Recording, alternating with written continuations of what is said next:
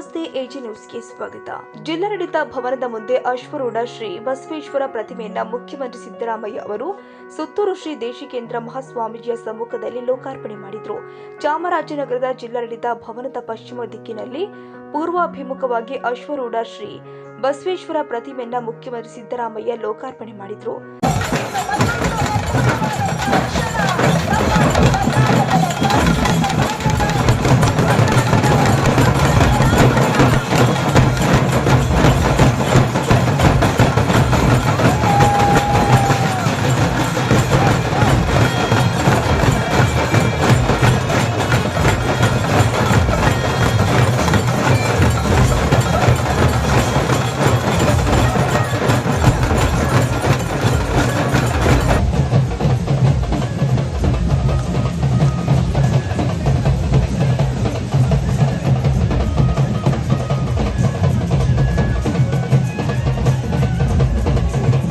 ಈ ವೇಳೆ ಸಮಾಜ ಕಲ್ಯಾಣ ಸಚಿವ ಡಾಕ್ಟರ್ ಎಚ್.ಸಿ. ಮಹದೇವಪ್ಪ, ಸಂಸದ ಸುನಿಲ್ ಬೋಸ್, ವೀರಶೈವ ಮುಖಂಡರುಗಳು ಹೆಚ್ಚಿನ ಸಂಖ್ಯೆಯಲ್ಲಿ ಪಾಲ್ಗೊಂಡಿದ್ದರು.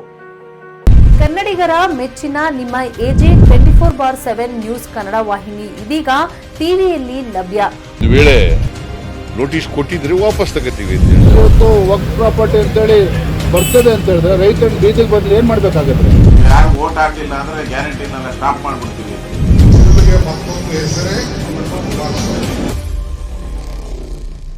ಕರ್ನಾಟಕ ಮತ್ತು ದೇಶ ವಿದೇಶ 360 ಡಿಗ್ರಿ ಸುದ್ದಿ ಹಾಗೂ ಉತ್ತರ ಕರ್ನಾಟಕ, ಬೆಳಗಾವಿ, ಬಾಗಲಕೋಟೆ, ಧಾರವಾಡ, ಹಾವೇರಿ, ಗದಗ, ಬಿಜಾಪುರ ಜಿಲ್ಲೆಯ ಕ್ಷಣ ಕ್ಷಣದ ವಿವರವನ್ನ ಪಡೆಯುವುದಕ್ಕೆ ಎಜೆ 24/7 ನ್ಯೂಸ್ ಕನ್ನಡ ವಾಹಿನಿಯನ್ನ ಲೈಕ್ ಮಾಡಿ, ವಿಡಿಯೋಗಳನ್ನ ಶೇರ್ ಮಾಡಿ, ಕಮೆಂಟ್ ಮಾಡುವ ಮೂಲಕ ನಮ್ಮ ವಾಹಿನಿಗೆ ಸಹಕಾರ ನೀಡಿ ಮತ್ತು ಚಾನೆಲ್ ಅನ್ನ ಸಬ್ಸ್ಕ್ರೈಬ್ ಮಾಡಿ. ಧನ್ಯವಾದಗಳು.